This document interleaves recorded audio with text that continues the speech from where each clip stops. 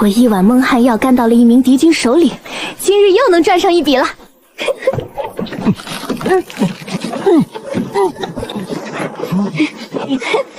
昨夜，一个身材挺拔的男人敲开了我家大门，他带着一身寒气，问我讨碗热食。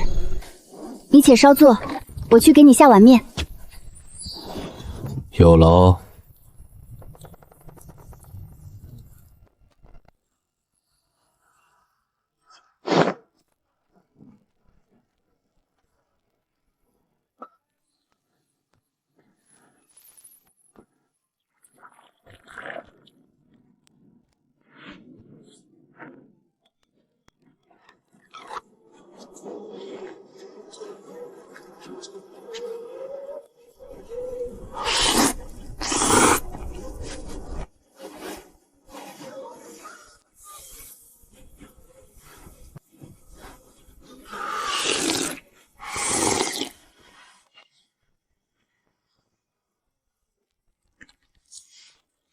没错，这正是敌军的一个首领，人称玉面郎萧景行。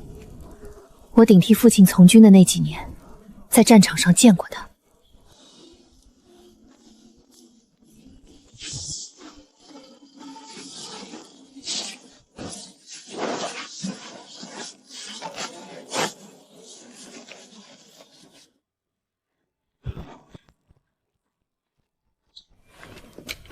赏哥50两，凭这个去军需司领钱。谢了大人，50两银子，够我在这鬼地方活好几年了。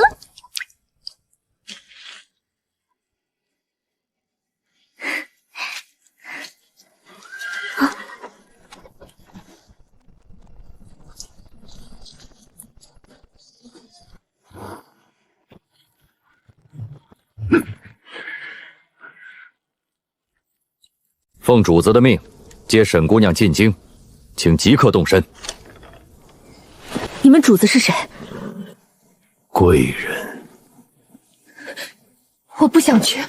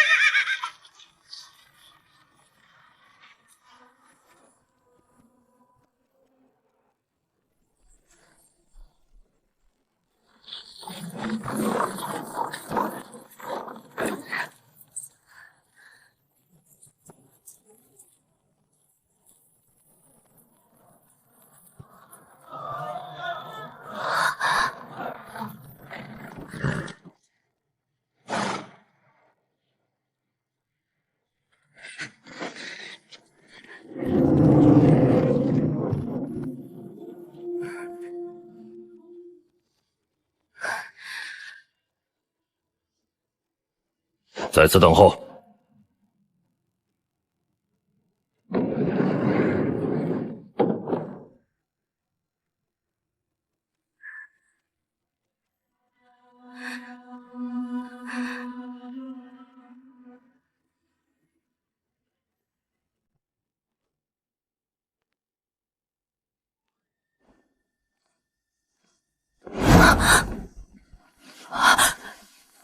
萧景行，他怎么没死？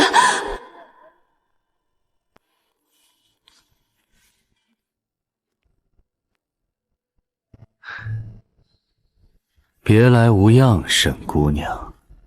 那50两赏银，可还够花？受命在敌国卧底多年，好不容易完成任务回到故土，刚入边境就遇上了你，被你的蒙汗药结结实实的放倒了。对不起，我不知道是您。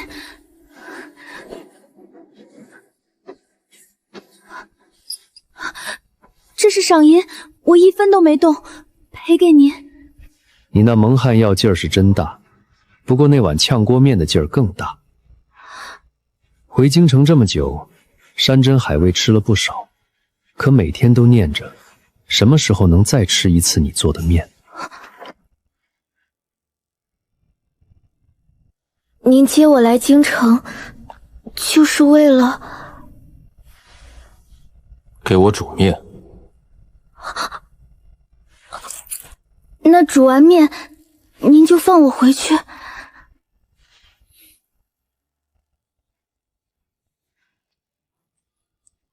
你原籍卫所已经报称你病故，户籍也消了。从今往后，世上再无白狼沟的沈双宁。你只是我定远侯府的一名厨役，听差办事即可。不知公子是何身份，竟能做出如此手眼通天的事？当今圣上第8子，萧景行。萧是国姓，真是冤家路窄，我居然把当朝皇子给卖去卫所领赏了。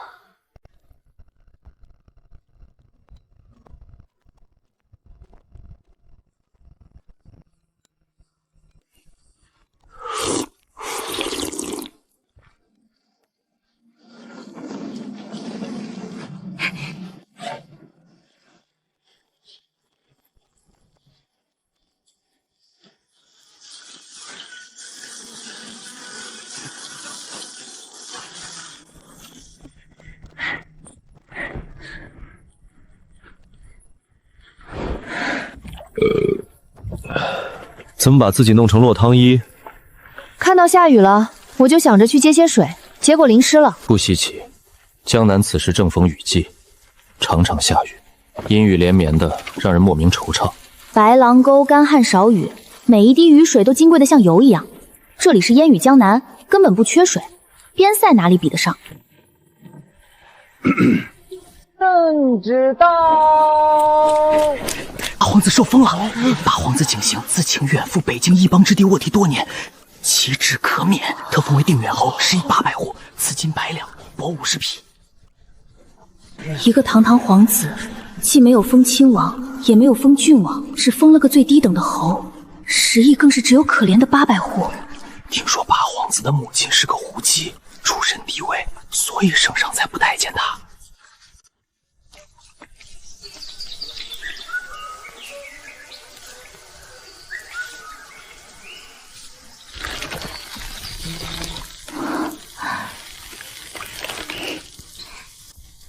你在看什么？侯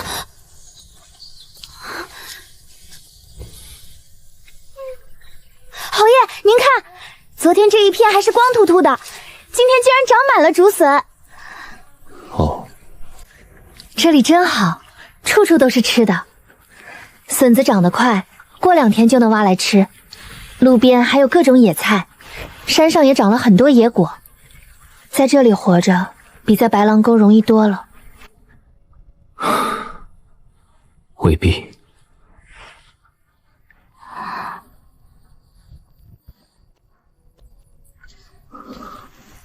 侯爷不忙吗？不忙。我这个定远侯是个闲职，没有任何差事。你是说干拿俸禄不干活？天底下还有这么好的事儿？是。嫉妒使我面目俱非。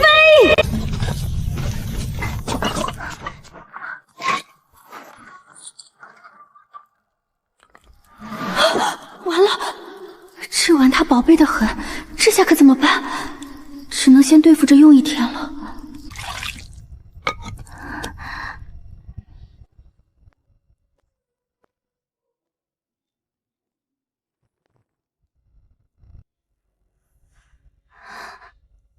你那大碗里装的是什么？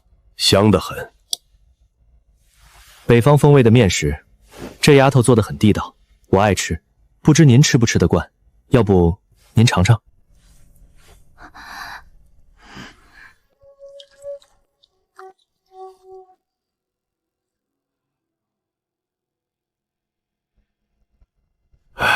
老八委屈你了。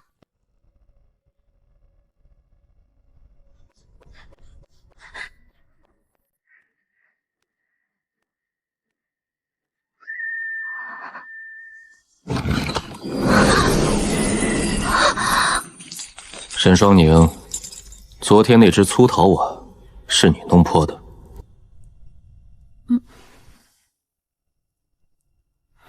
那碗本就是我从白狼沟家里拿来的，就算是我弄破的，那也是我自己的东西，凭什么要赔？你知道昨天来的那位贵客是谁吗？算了，说出来怕吓着你。这些金饼都是你那只破碗换来的，你随便挑几块走，就当是我赏你的。侯爷，我不要金饼，能不能换别的赏数？哦，你想换什么？换几天假。管家说明天城里有庙会，可热闹了，有变戏法的、打把式的各种小吃，还要去城外的东山寺看桃花，还有京城的10大胜景，我一个都还没去过呢。你一个小姑娘，怎么比我这个闲得发慌的侯爷还会玩？要不我带你一块儿去？也行。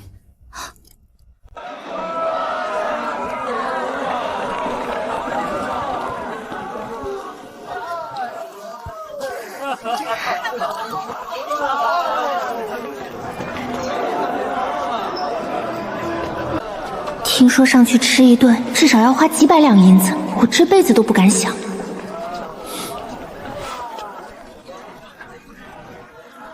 走，上去看看。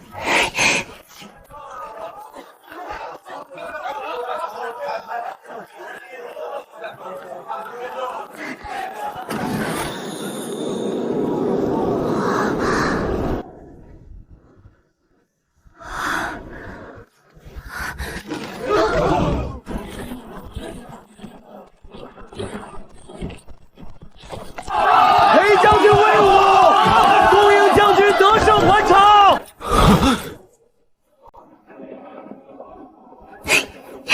任谁看见自己昔日同吃同住的兄弟，突然变成了一个梳着发髻的姑娘，都得吓一大跳。沈双宁，你和裴小将军是旧识？我在他身边当过几年签兵。你一个姑娘家，居然敢顶替父亲从军，胆子真大。看来这裴小将军对你在意的重啊。今晚宫里有一场凯旋宴，我也受邀在列。你若是想见他，我可以带你一起去。我倒不想见他，免得他追问起来没完没了。不过我长这么大还从没参加过宫宴，想进去见识见识。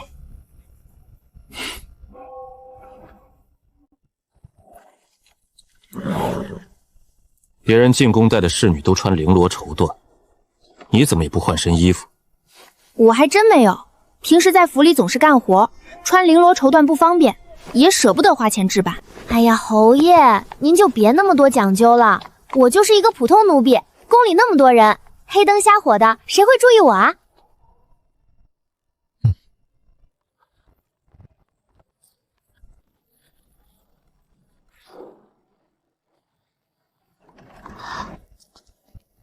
不愧是皇宫，到处都点着明晃晃的蜡烛，一点都不心疼灯油。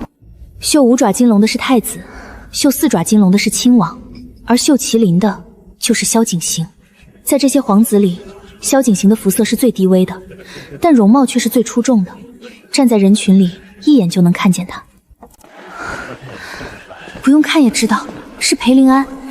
裴小将军这样很不妥啊，现在我俩又不是军营里同吃同住的兄弟了，他这样死死盯着一个姑娘家看，要是被别人看见了，成何体统？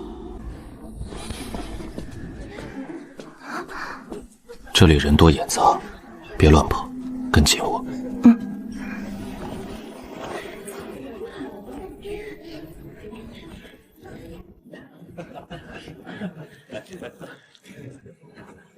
饿了？侯爷，您面前那盘是什么肉啊？闻着好香，好不好吃？你尝尝就知道了。太好吃了！这是烤鹿肉，宫里的御厨做的。侯爷，最近天天挖野菜吃，都快吃腻了。要不咱改天也去抓头鹿来吃？抓不到鹿，抓几只兔子也行，烤着吃可香了。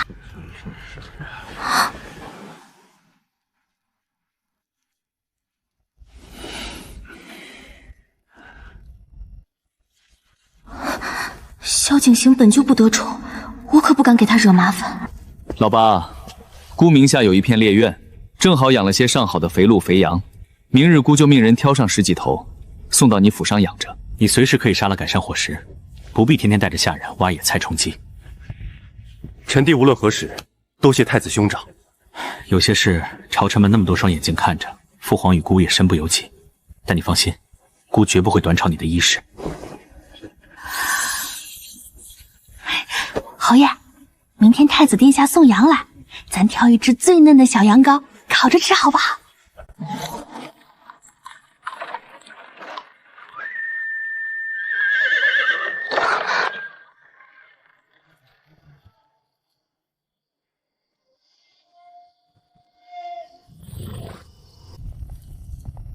裴小将军当街拦车，所谓何事？侯爷车驾之中，似乎有末将的一位故人。久别重逢，可否请其移步一叙？哦，将军所言故人，不知是哪一位？白狼沟沈洛曾随侍末将帐下2载，是末将最信任的亲兵。裴将军认错人了吧？我是个姑娘家，怎么可能去军营那种地方当兵呢？夜深了，本侯赶着回府，请将军不要阻住去路。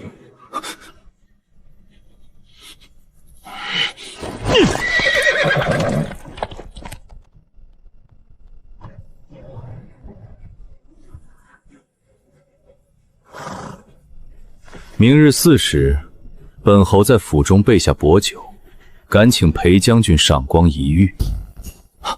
末将定当前往，侯爷慢行。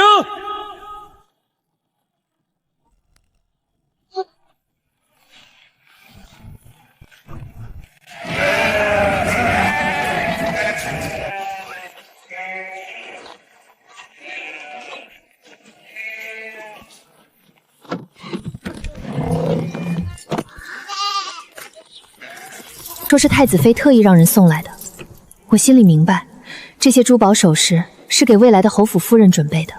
萧景行在敌国卧底多年，耽误了自己的终身大事，如今平安还朝，想必很快就会有媒人上门说亲了。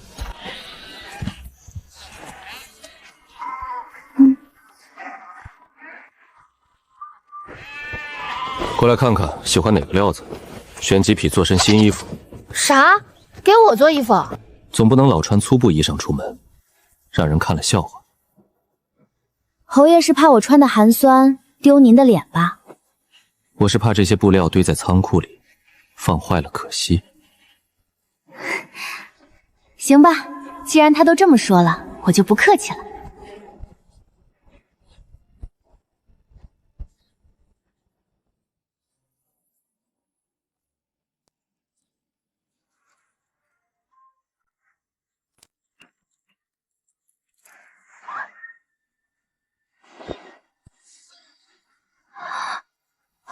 侯爷，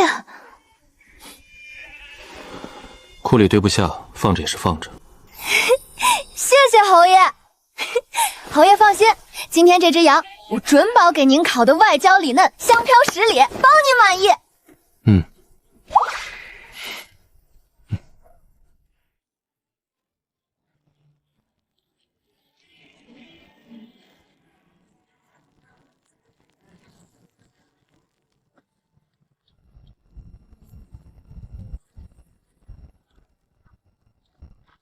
侯爷，这里灰大，您往后稍稍，别沾衣服上了。我耐脏，我耐脏。沈姑娘，我帮你烤。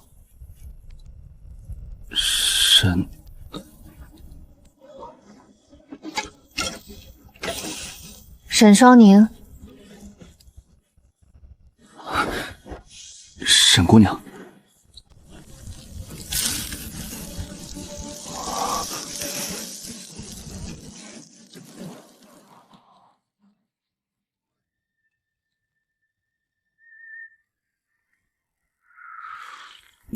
裴林安这小子，自从那天来过之后，后面突然让人捎话给我，说他被自家老爹禁足了，再也不能来侯府了。听说了这个消息，萧景行叹了一声，可惜，然后转头就兴致勃勃地带上我去碧波湖游湖去了。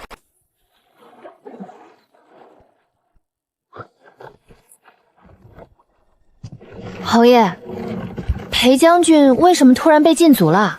裴灵安年纪轻轻就战功显赫，前途不可限量。而我后面的话他没有说出口，但我已经猜到了。萧景行有一半胡人血脉，这辈子注定得不到朝廷的重用。若是和手握兵权的裴灵安走得太近，难免会引人猜忌。裴家是忠良世家，不敢冒这个险。侯爷，你要是觉得闷，我可以陪你到处玩。看来裴小将军是再也不敢来了，以后也只有你能陪我了。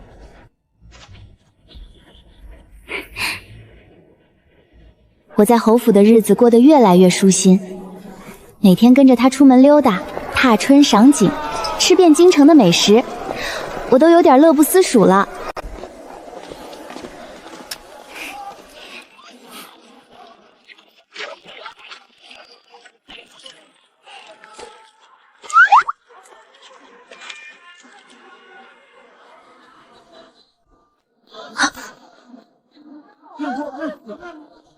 隔壁在办喜事吗？怎么突然放起鞭炮了？回侯爷的话，不是办喜事，是有人买下了隔壁的宅子，今天头一天开灶，图个吉利。知道是谁买的吗？不清楚，对方神神秘秘的，一直没有露面，只派了管家来打理。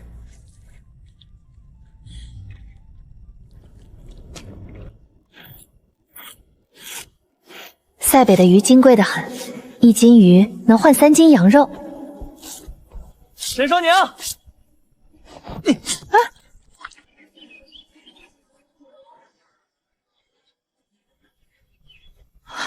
裴将军，你怎么爬墙头上了？你不是被你爹禁足了吗？嘿嘿，我跟我爹立下字据，保证再不踏进侯府一步，这才被放出来了。我这才明白，原来买下隔壁宅子的竟然是裴灵安。沈双娘，你还记不记得以前咱俩在塞北的河面上凿冰求鱼的事儿？不记得，我都说了多少遍了，我没从过军，没去过塞北，你咋就记不住呢？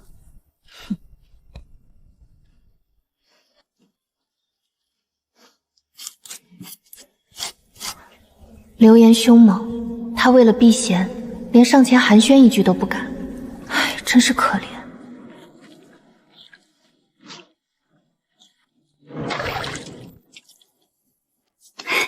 裴将军请便吧，我得给侯爷做饭去了。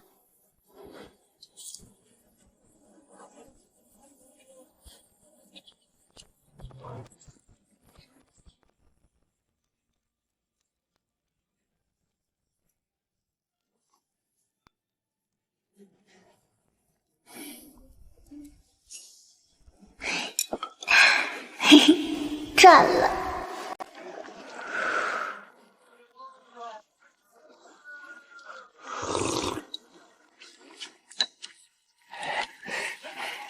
你们听说了吗？裴小将军被家族阻挠，不得和八皇子亲近，但两人情比恒坚，竟然天天隔着墙条幽会。你这消息是从哪儿听来的？整条街上的人都这么说，听说是从侯府里传出来的消息，绝对靠谱。侯府里哪有人胆子这么发，敢传侯爷的闲话？怕是不想干了。别瞎传，根本没有的事儿。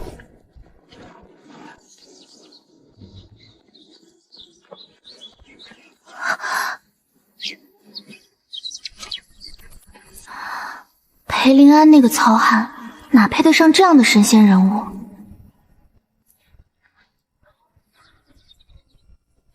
你都不知道外面传的多难听，说你和裴灵安在墙头幽会。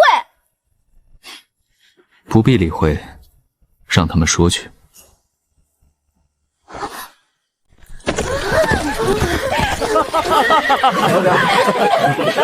大哥，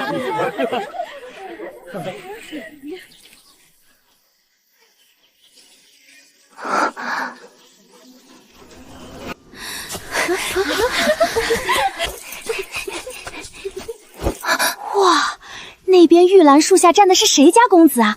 长得也太好看了吧？怎么都没人搭理他呢？好看是好看，可惜了，定远侯那样的人物，却因为有胡人血脉，注定得不到朝廷的重用。现下虽然是个侯爷，但他的爵位是世袭降等的，历经数代消绝之后，后人难免会跌为梨树。我这才恍然大悟，原来谢景行这个定远侯的爵位是世袭降等，而非世袭往时。再加上他有胡人血脉，更是处处受到遏制，真是太惨了。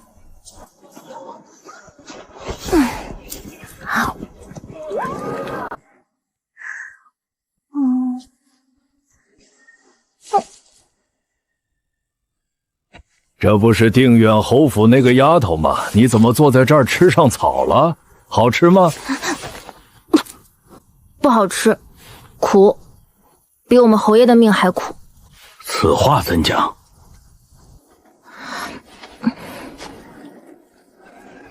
听说侯爷的爵位不是世袭罔帝，这些贵女都不愿嫁给侯爷，免得自己的后代受苦。照这样下去，侯爷在京城怕是娶不上媳妇了。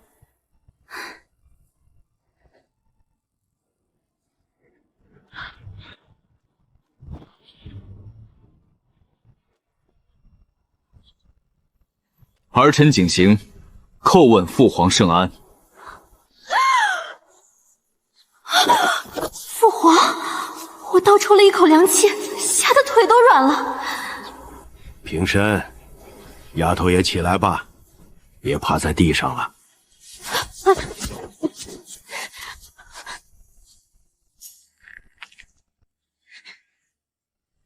老八最近都忙些什么？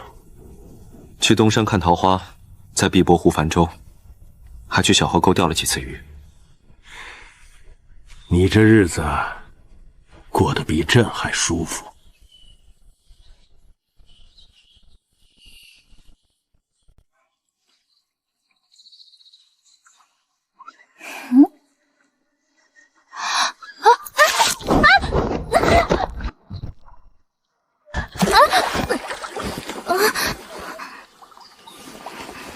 父皇莫怪她失态，这丫头的家乡干旱少雨，从小没见过几回池塘，来了京城以后，就最爱在池塘边玩水。这池子确实小了点儿，水也浅。这侯府还是高祖时候的旧宅，也该好好修缮修缮了。朕从司库里拨1万两银子，给你翻修宅子。我一个人站在旁边，显得特别突兀。我心里琢磨着，要不我也跟着跪一个。再从黄庄的良田里分1万亩，赐开定远侯府做世袭田产。1万亩良田还能世袭？这样一来，就算萧景瑩的后代不能入朝为官，起码也不愁吃穿。丫头，这下不用担心老八娶不上媳妇了吧？不担心了，不担心了。有这么多田产，我都羡慕他未来的媳妇儿了。我看着萧景行，心里暗暗想，萧景行的母亲一定是个极美的狐姬，不然老皇帝也不会这么心疼她。好看吗？好看。那是自然，老八长得最像朕。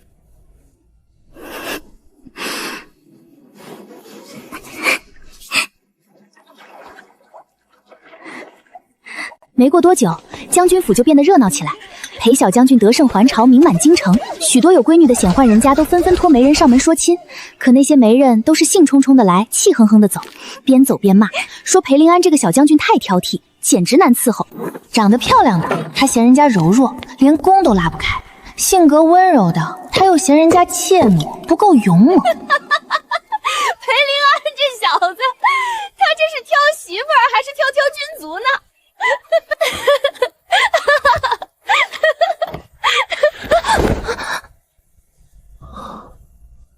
嘴里含着东西的时候，不许大笑。万一卡住喉咙怎么办？多危险！嗨，我是上过沙场的人，什么大风大浪没见过，哪儿那么容易死？不在意这些。我在意。我懂，要是我也有1万亩良田，这么大的一座侯府，还有花不完的银子，我也想多活几年。总在京城里转，也怪无趣的。过2日我带你去别的地方耍耍，散散心。什么地方？你想去哪儿？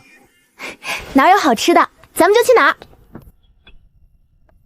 东南的云城风景好，还有好喝的桂花酿和最地道的清蒸鲈鱼。好好好，就去云城，去吃鱼。侯爷，裴小将军带着一口大箱子杵在府门口不走，非要见沈姑娘。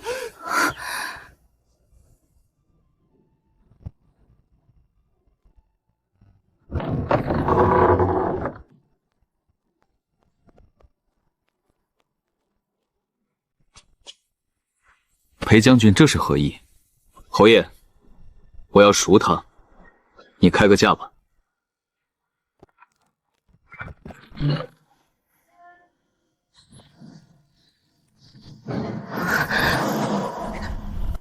沈双宁，我不知你为何会卖身入侯府做厨艺。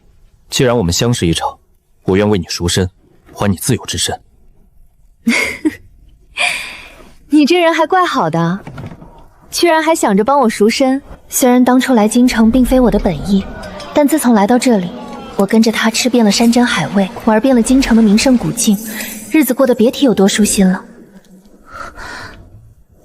我竟从来没想过要为自己赎身的事。沈双宁，你想要自由吗？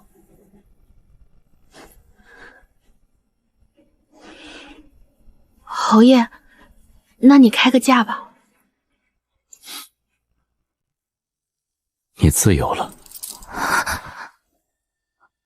沈双宁，你从来都不是奴籍，是良籍。你到侯府做厨娘，算是帮佣，我每个月都在给你算工钱。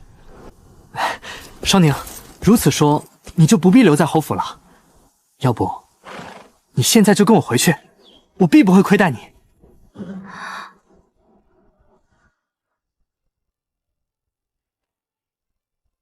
别闹！回什么回？我还要跟侯爷出去玩呢，云城清蒸鲈鱼还没吃呢。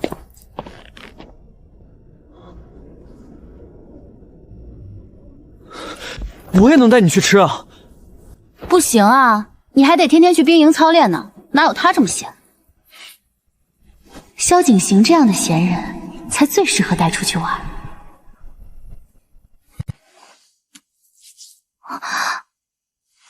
咱们从京城出发，先去云城吃最地道的清蒸鲈鱼，再坐船去江州逛河鲜早市，吃鱼丸汤、尝荔枝肉，然后沿官道去白水城，吃牛肉羹、竹筒菜饭，饮棕榈酒。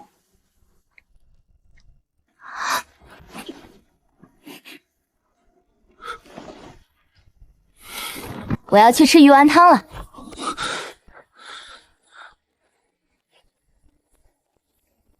裴将军请回吧，我和侯爷着急收拾行李赶路，就不送你了。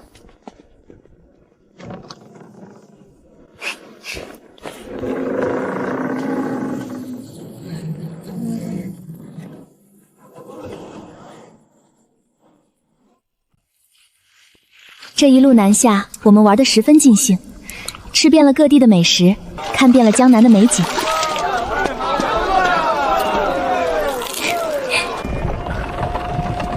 但玩着玩着，我不得不开始担忧起开销来。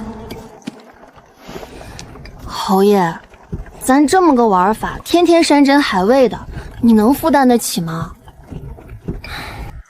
你还记得父皇上次赏赐的那几箱金饼吗？哦，那么多金饼，够我们吃喝一路了。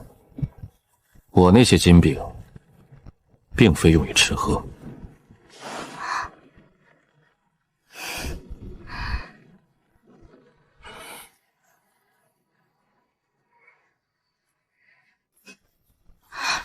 你傻了？说话呀！自从知道我不是奴籍，我的胆子就越来越大了。伸手捅他算什么？气急了我还捏过他的脸，抓过他的发髻，他也从来不恼，总是笑着由着我闹。我用那些金饼买了几支商队，在云城收几车丝绸，在江州收几车春茶，还有珍珠、笔墨等江南特产，运到北方去卖，火力不小。我们这一路的所有开销都是从商队的获利中出的，根本花不到本金。这趟我们先逛东南，将来还可以向西往北走。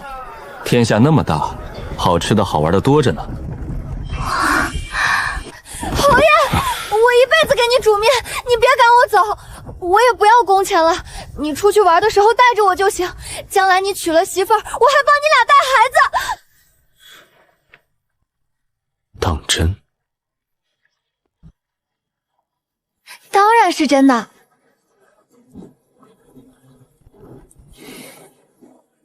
一辈子跟着你。下车。你不愿意就算了，也不用现在就赶我走啊。傻丫头，到客栈了，你不下，那我可就自己下了。下，我下还不行吗？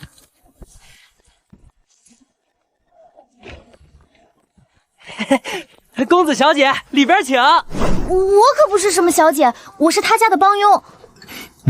姑娘，您别开玩笑了，您身上这身贡品越州绮罗，可是只有皇家或者诰命夫人才能穿的料子。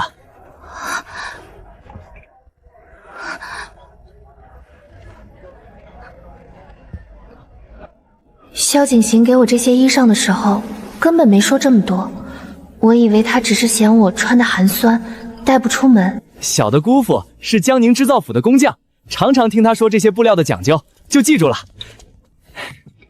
柳儿，你们该再去山这边用餐。想月老子。我们在客栈用了午饭，小二说客栈隔壁的山上有个月老祠，香火特别鼎盛，求姻缘特别灵。小二又说月老祠门口卖的红糖糍粑特别好吃，是当地的特色。我一听有好吃的，立刻也想去看看。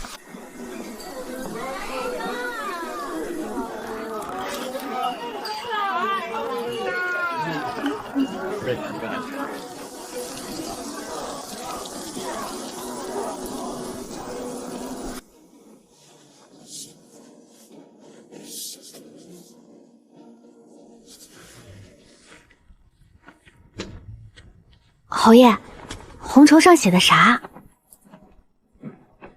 永结同心。跟谁啊？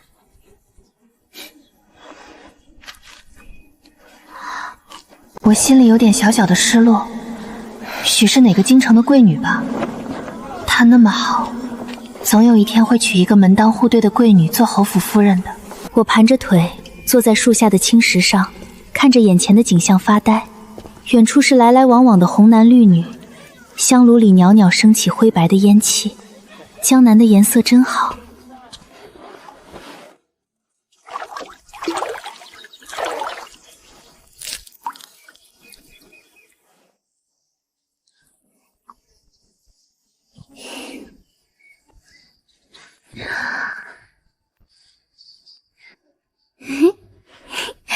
侯爷，你回来啦？吃莲子吗？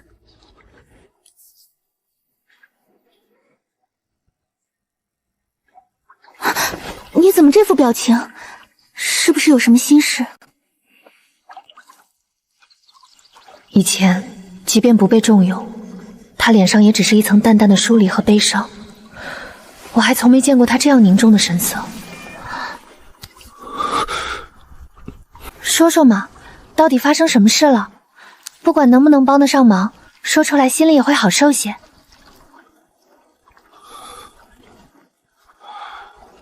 北境敌国派使者来京城求和了。哦，这是好事儿啊！还以为自己白担心一场。他们同意向朝廷称臣纳贡，但是提了一个条件。什么条件？当年我在敌国卧底的时候，与他们的长公主相识。如今使者说，长公主对我念念不忘，想要让我入赘北境，回去做驸马。不能去，绝对不能去。为何不能去？你又不是没在塞北待过，那地方苦寒得很，哪有江南这么好？你要是去了北境，可就再也吃不上美食，看不到美景了。还有呢？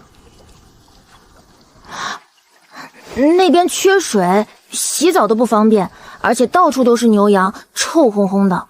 他们的长公主肯定也没有江南的女子香软温柔。这是邦交大事，不能无故拒绝。父皇已经说了，除非我能在1个月内迅速定下亲事，否则为了两国和平，我势必要被送去北境入赘。那你就快点定亲啊！我这样的人，有谁能看得上呢？是啊，若萧景行没有胡人血脉，定远侯府绝对是京城里人人争抢的香饽。可惜，侯爷，要不你别光盯着那些官宦人家的贵女，也看看其他的女子，哪怕身份不高，只是平民百姓，但是貌美能干，会持家，也不是不能做侯府主母啊。可人家未必会答应嫁给我。你人长得这么好看，又有身家，最重要的是，你不用在朝廷听差，自由自在的，天天都能在家陪媳妇儿，还没有不良嗜好。谁要是拒绝，那他肯定是天底下最大的大傻子。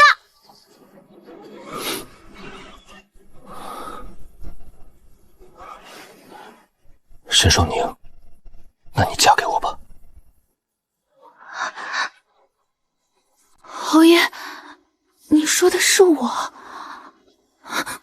貌美，能干，会持家，不丑，做饭特别好吃，很能干。第一次见面就从我身上赚了50两外币钞票，比谁都会持家。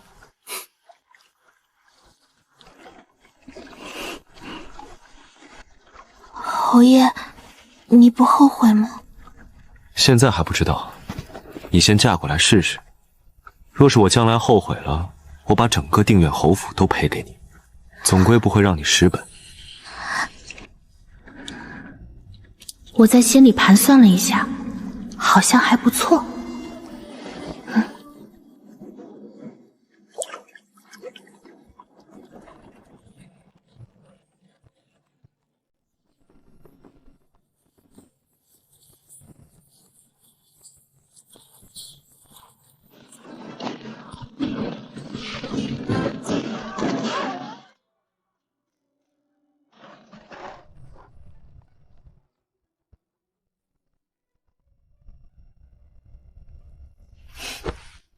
裴林安也太小气了吧！好歹相识一场，我成亲，他居然连个贺礼都不送。不稀罕他那点东西，你想要什么，我都给你。我要。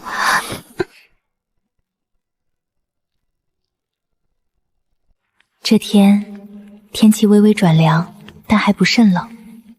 我在院子里支起一个小火炉，煨着一壶茶。我在等一壶独属于塞北的温热味道慢慢熬开。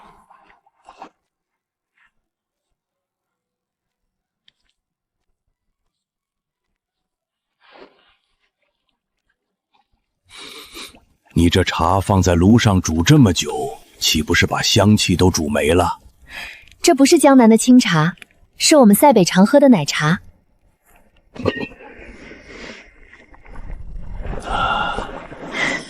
天凉了，喝这个茶暖和。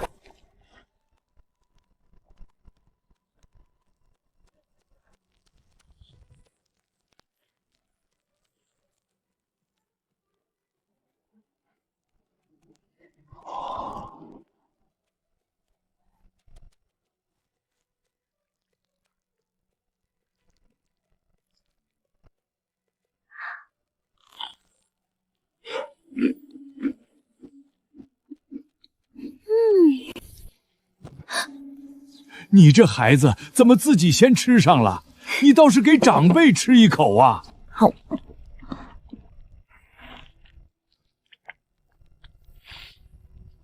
别急嘛，我这不是先给您试试毒吗？没毒才敢给您吃啊。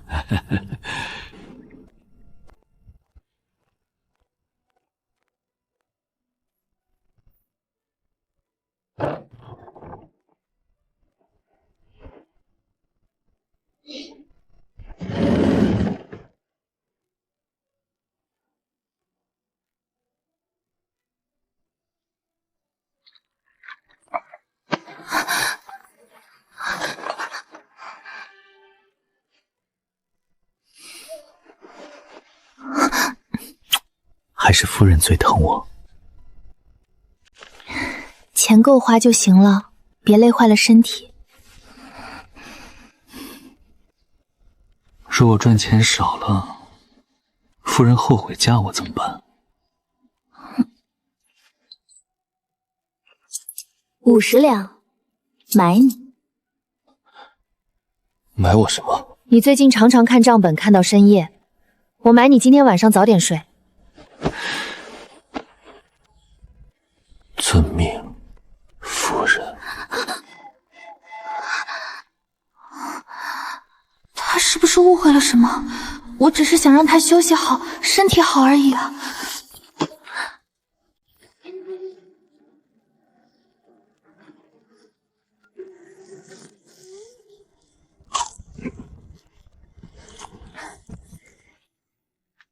吃着吃着，我突然想起一件事。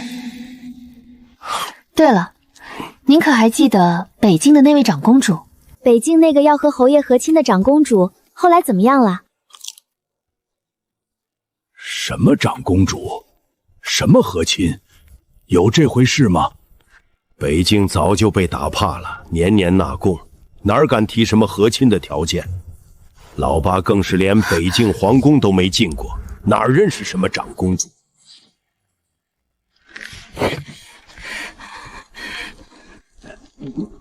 小景行，